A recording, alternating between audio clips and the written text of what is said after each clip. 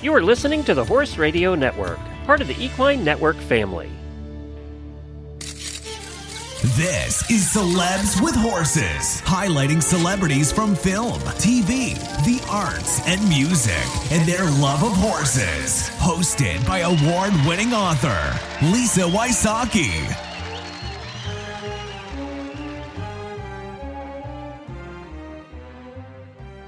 Well, hello everyone, and welcome to Celebs with Horses. Before we start, a quick shout out and thanks to today's title sponsor, Hands On Gloves. I am your host, Lisa Wysocki. So today's episode is going to be just a little different. We're going to talk about country music legend, actor, songwriter, and author Roy Clark. You might remember Roy as the host of the iconic television show Hee Haw, but in addition to that, Roy was a huge lover of horses. I say was because Roy sadly passed in 2018 at age 85. Now, you might ask, why do a show on someone who has passed? Well, for two reasons. First, I had the opportunity to meet Roy when I was 18 years old. I was a queen contestant at the National Appaloosa Horse Show in Oklahoma City, and at the time, Roy had a ranch near Tulsa and was heavily into showing Appaloosas. As contestants, we were supposed to circulate at the various events throughout the 10-day competition, and one evening, all of us contestants were at the annual Appaloosa sale. It was late, I was tired, and I was wearing this really cool white western knit suit over a long-sleeved western shirt, and this was Oklahoma in July, and it all made me really sweaty. It looked great, but boy was I hot, and then my feet started to hurt in my brand new boots. So I picked an inconspicuous spot high up in the bleachers, and I tried really hard to become invisible. But not 5 minutes later, Roy Clark, who was a huge star at the time, came in with a few other people. He looked around and marched up to the bleachers and sat down right next to me. Then he turned to me, stuck out his hand, and said, "Hi, I'm Roy." Over the next 15 minutes, we had a lovely conversation of which I remember absolutely nothing. And I would have stayed longer, but the contestant chaperone had apparently discovered I was missing, and she spotted me and beckoned with her finger. This, by the way, was the very same day that actor Burt Reynolds, also very much into Appaloosas at the time, came around a corner of the barn, crashed into me, stomped on my foot, and almost knocked me over. But that, my friends, is a story for another day. The second reason I wanted to do an episode about Roy is that I interviewed him for a book I did a while back, a book called Horse Country. The book was filled with stories from country music stars about their horses, and out of all of the artists I interviewed for the book, all 27 of them, Roy's story is the one that stayed with me. It was that compelling, and I think it can be both motivating and inspirational for anyone who hears it. But before we get there, and also before we get to a conversation with someone who worked with Roy for nearly 30 years, I want to share a little bit more about him. He truly was the real deal, and he was as down-home and welcoming off-stage as he was on. As a former publicist in the music industry, I learned to recognize two kinds of celebrities. One was the kind who made some sort of instant transformation the second they stepped on stage, and they went from a regular person to charismatic superstar in the blink of an eye. The other kind, though, like Roy, was just naturally charming, engaging, and real. I can't possibly share all of Roy's accolades with you, but a short list includes Roy as the first country music star to guest host The Tonight Show for Johnny Carson. He also hosted the Academy of Country Music Awards and several specials for BBC in England. He was seen on many other shows as well, including having a regular guest role on one of my favorite shows, The Beverly Hillbillies. We all remember actor Bob Hope, and he called Roy the consummate entertainer, and with good reason. Roy played blues with B.B. King. He was a Grammy Award winner. He has a star on the Hollywood Walk of Fame. He was a TV Land Award winner and earned multiple Academy of Country Music and Country Music Association awards. Plus, he's in the American Banjo Museum Hall of Fame and the Oklahoma Hall of Fame. Roy was also the first national ambassador for UNICEF. He was honored as Instrumentalist of the Year 6 times by the magazine Music City News. He was honored as Picker of the Year from Playboy magazine's Readers' Poll, chosen as Best Country Guitarist by Guitar Magazine, and the list goes on and on and on. But through the years, Roy also recorded a string of hits, including Honeymoon Feeling, Yesterday, When I Was Young, and my very favorite song, Thank God and Greyhound, You're Gone. I wish the tapes of my conversation with Roy way back in 2002 had survived, but sadly through several moves and the Tennessee humidity, the cassettes, yes, we had cassette tapes back then, they were really quite the thing, but they didn't hold up. I do think about Roy's story virtually every day of my life, though. And during our first interview, he told me that from an early age, the highest highs and the lowest lows in his life revolved around horses. Roy said, "Ever since I was a kid, there was something interesting to me about a cowboy movie and a horse. We never had riding horses around when I was young, but I used to ride mules and working horses back when I was a kid, 6, 7 years old, 5 years old. I remember that I always rode bareback." When Roy was in his early 20s, he and a friend grabbed some horses one day and went riding. And it was supposed to be a fun day out on the range, but the ride turned into a life-changing experience for Roy Clark. Roy told me, "I think the horse I was on was a Morgan. This was in the early spring, and this horse belonged to my friend. I know the horse had not been ridden since the previous fall, so he was a little skittish." Roy's friend also had a German Shepherd dog, and as the two friends were riding, the dog began to bark and nip at the horse's heels. "Well," Roy said, "as long as my horse could see this dog, he was all right. But the dog got under my horse's back feet and my horse reared up.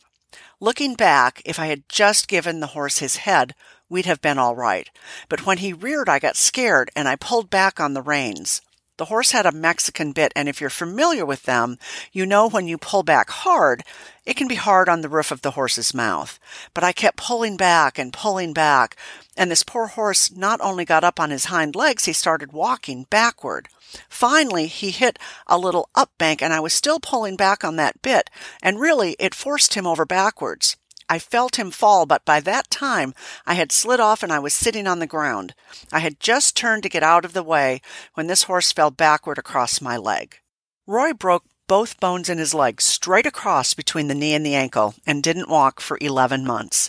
11 whole months. Can you imagine? Roy said he never blamed the horse. Instead, he took full responsibility for the fall. But because Roy was not able to get right back up on the horse because he'd had 11 months of rehabilitation, his subconscious had gone to work.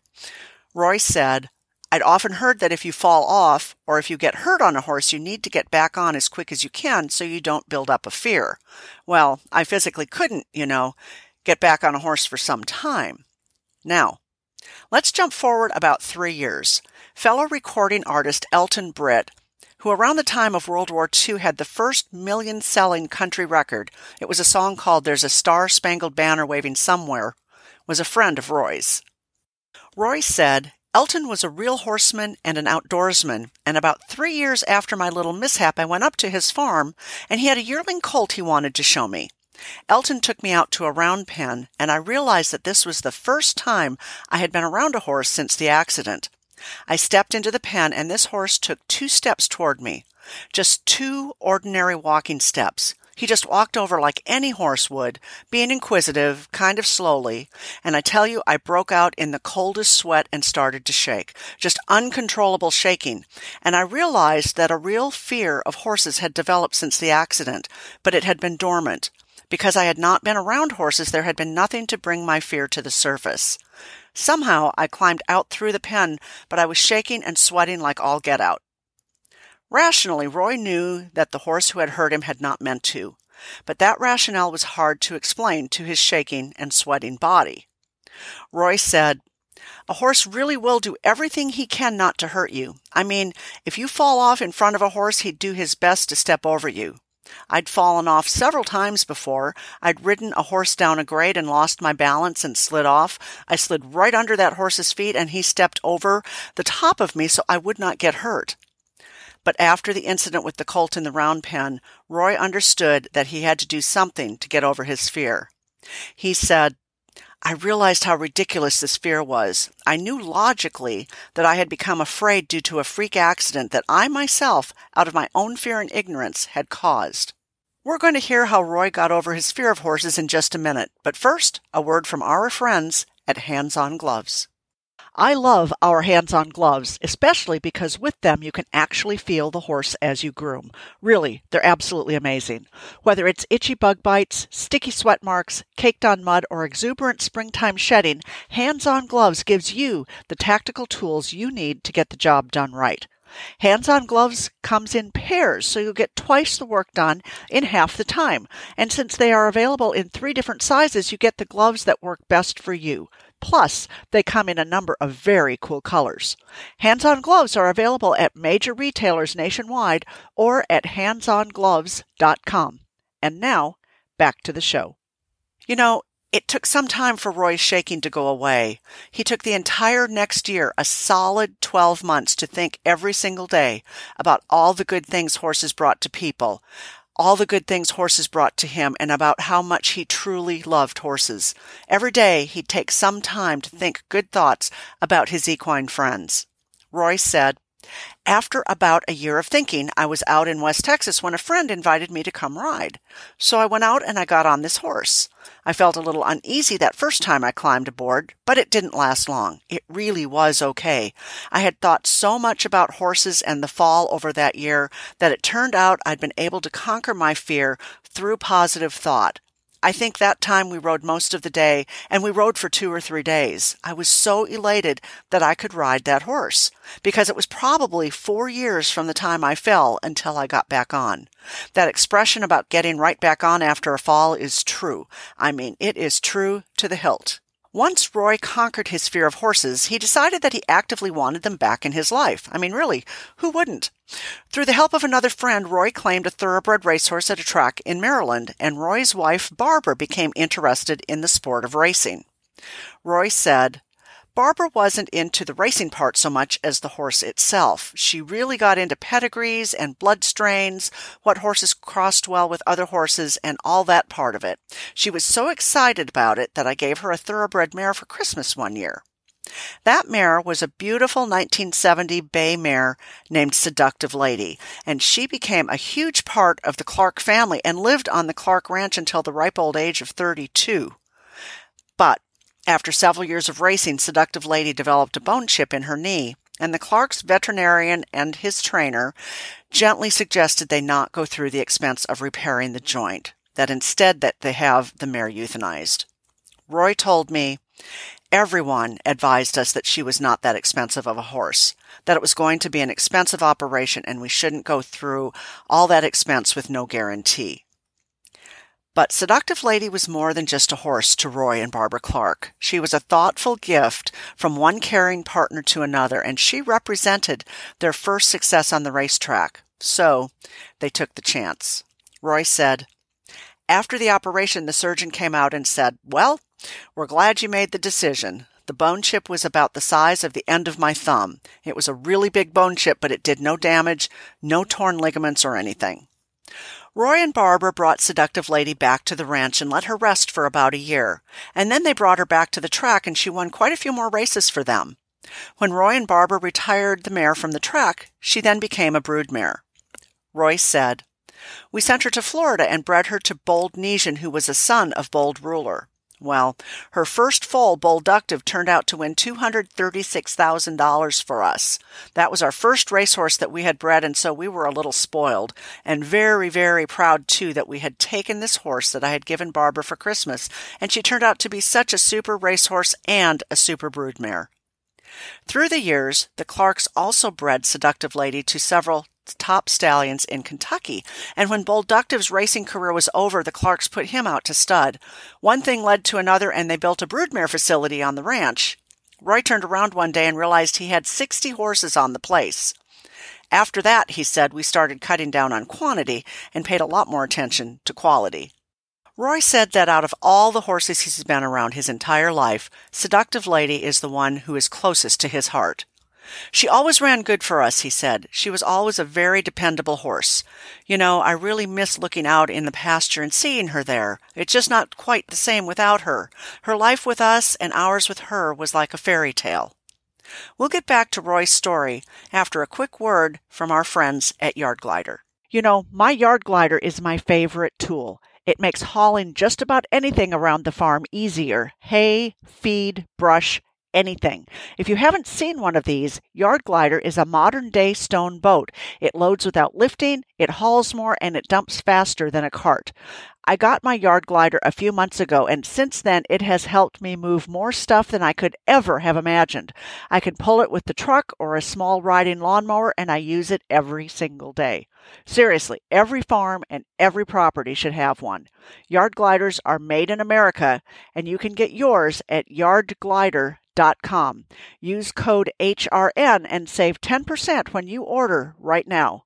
Now, back to the show. Even though Roy felt a special closeness to Seductive Lady, he's found joy with many horses, a fact that his friend, former backup singer, publicist, and fan club president Carol Grace Anderson can confirm. In full disclosure, for a number of years, Roy and Carol hired me to edit and design his fan club newsletter and other promotional materials. So I really felt I couldn't do an episode on Roy and not include Carol. She just knew Roy so very, very well. And here she is now telling us how she and Roy met.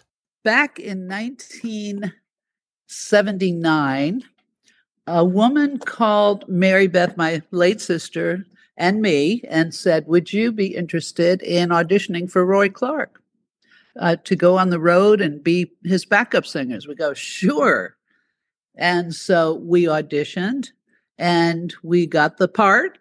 And in January of 1980, we met Roy on the stage of the Frontier Hotel and started our whole thing with Roy Clark, which in my case lasted almost 30 years. Carol then told me how Roy and his wife Barbara spent time with their horses after long days touring around the world and how very much he loved them. And, we'd be out on the road sometimes 250 days a year touring. And so this gave Barbara something to do where when he would be home, together they could go up to Clark Farm, which is about 80 miles northeast of Tulsa.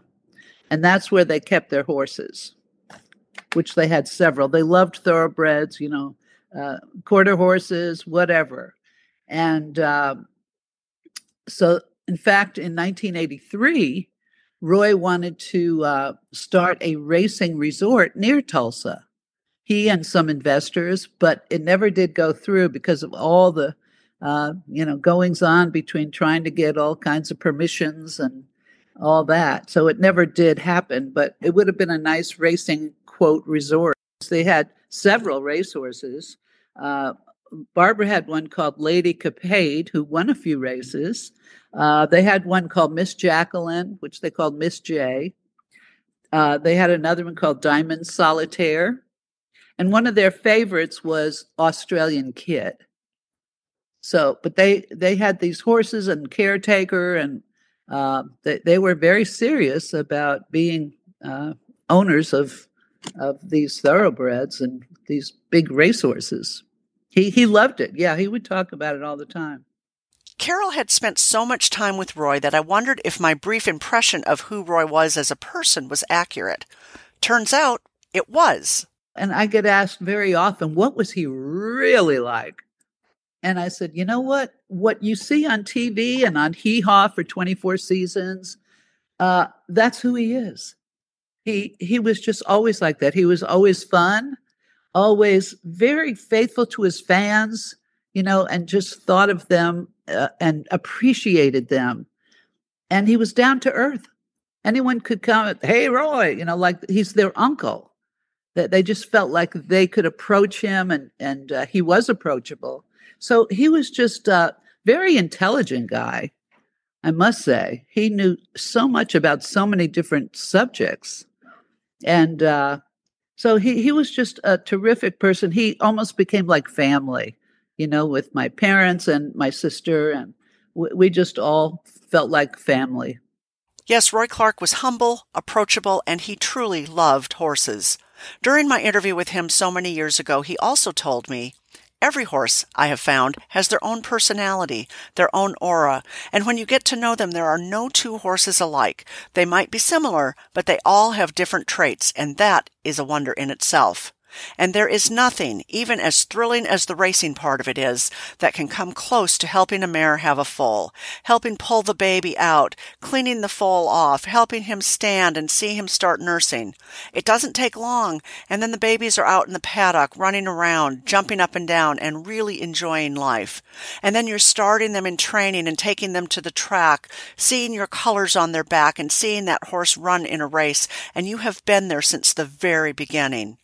Just being around different horses, you never know what to expect. Horses really take your mind off any other problem that you have. You come in off the road, you've been out on a long tour, you go out to the barn and just start walking around the horses, seeing how they are maturing. You just go into a different world, and boy, that is a wonderful, wonderful place. I wish every one of you could have met Roy Clark, and I hope his story of overcoming his fear of horses stays with you, as it has stayed with me for several decades. We all have fears. We all have challenges, but if a worldwide superstar like Roy Clark can overcome, then so might we. Every time I have a fear or a challenge, I think of Roy Clark. It took him 4 long years, but eventually he achieved his goal of enjoying horses again.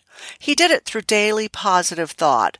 Your path might be quite different, but I think it's enough to know it's possible to get past whatever it is that's holding us back from achieving any of our dreams, any of our goals, and for that, we all have Roy Clark to thank. Well, everyone, that's it for this episode. You know by now we couldn't do this show without the help of a number of people and businesses. Special thanks this time go to Carol Grace Anderson, Mike Mead, Hands on Gloves, Yard Glider, Jen Hebert, Glenn Hebert, and of course the Horse Radio Network, now part of the Equine Network family. Many thanks too to you for listening. As for me, look for me at lisawysocki.com. That's LISAWYSOCKY.com. Tune in next time to learn of yet another celebrity who loves horses.